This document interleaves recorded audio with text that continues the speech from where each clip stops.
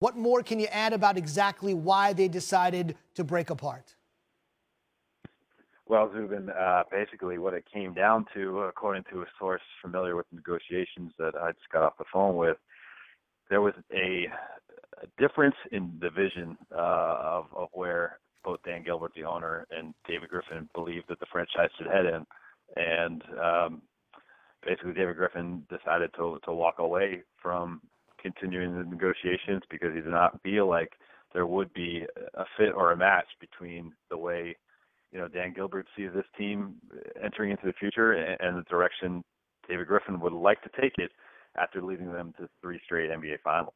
Dave, I know obviously the Cavs are not particularly worried about the NBA draft at this particular point, but if they are in the mix for Paul George, if they are in the mix for Jimmy Butler, somebody's got to pull the trigger and make these sorts of decisions. Without having him in place in that role, who does it fall to right now?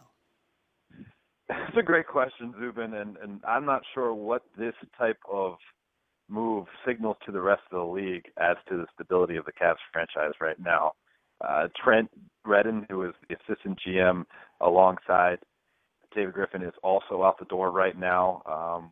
Brian Windhorst and I are trying to determine who in the Cavs front office remains in place. Kobe Altman is another assistant GM for the team, and we are under the impression he still has a year remaining on his deal. Again, if the Cavs have been engaged in such high-level talks over the weekend, Mark Stein reporting that they're talking about Jimmy Butler. Myself, I was able to confirm the Verticals report that they've been talking to the Pacers about Paul George.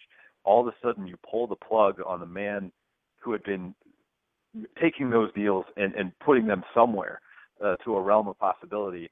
And now if Kevin Pritchard wants to make a follow-up phone call, who is he calling right now? Now if Gar Forman of the Bulls wants to have a follow-up phone call, who is he calling right now in the Cavs organization? It's perplexing. It's disturbing. And quite frankly, for a team that is enjoying the greatest era of success in its franchise history, I'm having a hard time making any sense of it.